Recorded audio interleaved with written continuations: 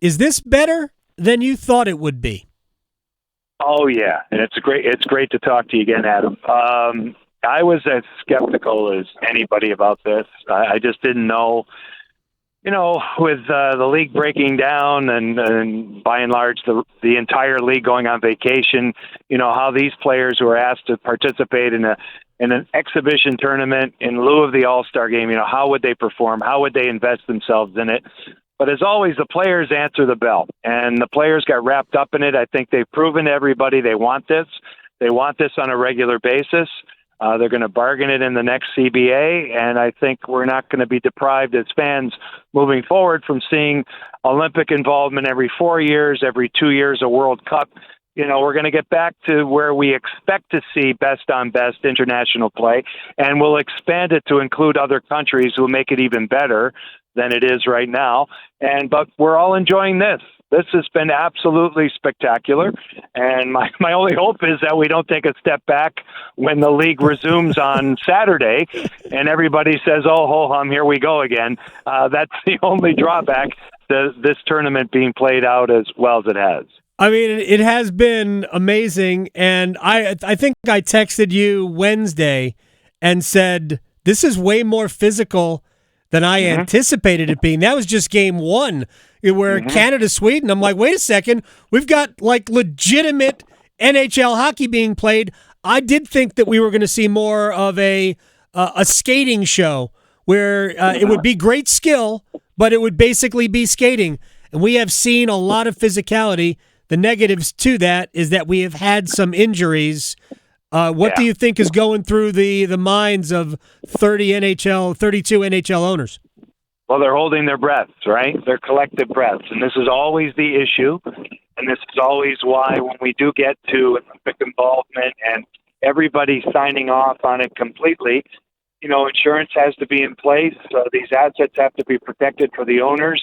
But by and large, you're giving the players an opportunity to do what they really want to do, is represent their countries, do what they did all as juniors when they reached the highest level. And for some of these players who were bypassed as juniors, who didn't get a chance to play in the World Junior Tournament or the U18 tournament, the U17 tournament, the World Championships, because they're always in the Stanley Cup playoffs and they don't get a chance to go to that. This is what they do play for. They do play for this tremendous national pride. And so the rivalries have fostered all of this. It's been great to watch. But we're running into some situations right now where what are the rules? Can certain players now be reinfused in lineups? Where does it go Thursday? And these are all situations that, no one can predict, but it has to be, and it will be a lot more buttoned down when they get to the Olympics. There'll be more players involved. There'll be a taxi squad, so to speak, and you won't run into this. Yeah, I believe, if I'm not mistaken, Quinn Hughes is going to come back into the U.S. Lineup. He was declared out before. Thomas Harley was on a beach somewhere. They needed a defenseman. Canada called in Thomas Harley, who, for people who don't know, was born in Syracuse, New York. Right. Of course, his parents are Canadian, so he's got dual citizenship, and that's fine. I ain't arguing about who can play for which country. But so we do need bigger rosters. I think for us, we were kind of bummed not to see Seth Jarvis not play against Finland. My suspicion is he probably won't play against the United States, but who knows? I thought Seth was good in the 2 games that I watched him play. What has stood out? First of all, let me just get your thoughts on the lunacy of 3 fights in 9 seconds Saturday night. Your thoughts on that when you saw it? I loved it. I applauded it. I just think a lot had been said. You're in Montreal. If you've seen a game there, you'll understand what I'm talking about. It's maybe the best environment in the entire league. And certainly for a tournament like this, it would be. So passion is at an all-time high. And I think the United States decided, okay, most specifically the Kachuk brothers, we're gonna do this. Let's do this. Let's do it right away. See where the game goes. And you know what? No one turns their back on it. You can get into philosophical arguments about this stuff. I don't think it's ever going to be taken completely out of the game. It's being weaned out. There's no doubt about it. But as long as we have NHL rules, which just penalize you, 5 minutes for fighting, this is the way it'll be. In the Olympics, it depends. If it's a double IHF rules, it's expulsion for fighting. If they elect to go NHL rules in the Olympics, which they have in the past, and I'm not 100% sure what the situation will be next winter, it's either there or it's not. But I thought it added a lot of intrigue to the game, obviously, and people are talking about it and some people are talking about it like they've never seen anything like this because they're not old enough, right? And they're not old enough to know what it was like back when a lot of knuckleheads were doing this, and that's how they had jobs in the NHL. The players that did fight are outstanding players in every aspect of the game. That's the one difference. Yeah, three of the best players, American players on earth, all dropped the gloves in 9 seconds in. I did feel, credit to Sam Bennett, teammates of Matthew Tkachuk with the Florida Panthers for taking the bullet, I guess, to go fight with Brady Tkachuk. It was wild, but even after that, I thought the hockey was just super intense, and the McDavid goal that made it 1-0. He's an alien. There's just he's one of one on planet Earth that can do things like that. But it was such a great hockey game after that. I thought the game itself lived up, actually probably exceeded the expectations. And for your market, what about the game Jacob Slavin turned in? I thought he was the best player Saturday night. Yeah, he was incredible. It was absolutely incredible and good. I'm so tired of he's a great defensive defenseman.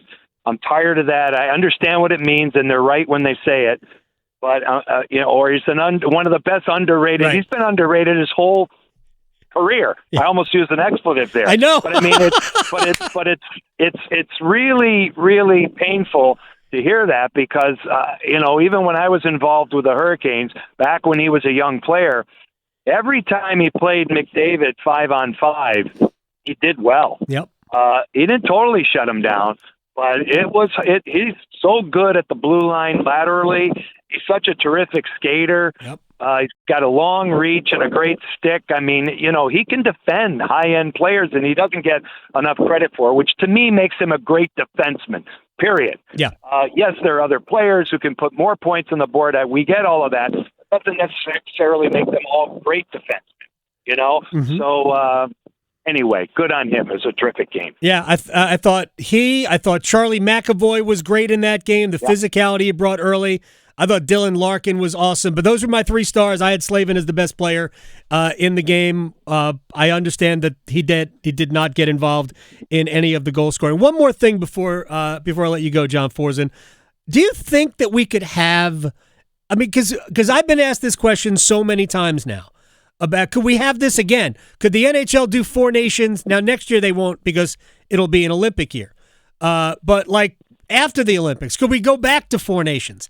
I'm not sure that you'll get this kind of buy-in every year. I think the Olympics will be the time to do it, and the World Cup in the off years, off Olympic years. I think the 2 years after the Olympics we'll have a World Cup. But I think in those other years, you probably have to go back to a normal All-Star game, no? You have to get all the countries involved, okay? And at some point, Russia comes back into this. Right. So you have to get all the countries involved to call it truly best on best. You can call this best on best kind of right now, and it's whets the appetite. And it's just too bad that it's been this long, but there's a lot of reasons, including the pandemic and CBAs and all the reasons why since 2016 we haven't seen this. But I think to do it within a season, every 4 years you can do the Olympics and break down your year and close your league down for almost 2.5 weeks and deal with it and compress your 82 games. To me, that's where you run into an issue. Schedule is really compressed, and it has been compressed for a while. And this is why you see so many injuries and teams, worried about getting through the trading deadline, getting to the playoffs. It's because we're playing situations where there's 3 games in 4 nights with travel and 7 games in 10 days and so on, because the schedule's compressed. So I believe the best thing is to get back to the World Cup in the off time every 2 years, where the teams are basically settled in the previous spring. You get to a training camp or orientation in the summer, you bring them all in, you formulate your team unity and your roles, and the coaches can lay out what they expect for each player. They train again. They come back in September. They don't have to go to training camp with their NHL teams, and they're happy about that. The rest of the league can train. The guys come back off the tournament in shape, join their teams, and off they go. And there will be injuries.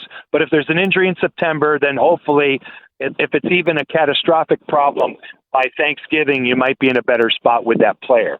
So, and you have a lot of runway with your season. That's the only way I think this works. And then Germany, Switzerland, Czechia, Slovakia, Norway, Denmark, all these teams, Russia. I mean, you have to have Russia involved in this.